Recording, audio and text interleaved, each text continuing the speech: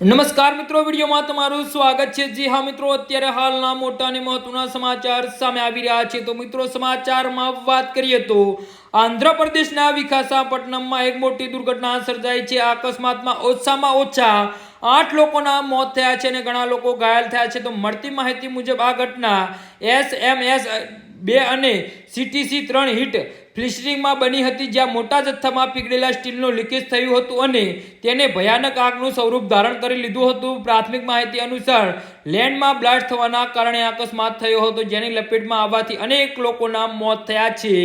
જી હા મિત્રો, અત્યારે હાલના મોટા અને દુઃખદ સમાચાર સામે આવી રહ્યા છે। વાસ્તવમાં પીગળેલું સ્ટીલ જમીન પર પડી ગયું હતું, જેના કારણે ત્યાં આગ લાગી ગઈ હતી। ધીમે ધીમે આગ પ્લાન્ટના મોટા હિસ્સામાં ફેલાઈ ગઈ હતી।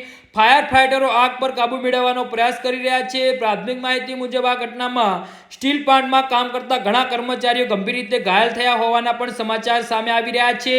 સ્ટીલ પ્લાન્ટ મેનેજમેન્ટ ઘાયલોને તાત્કાલિક હોસ્પિટલે પહોંચાડ્યા છે, જ્યાં તેમની સારવાર ચાલી રહી છે।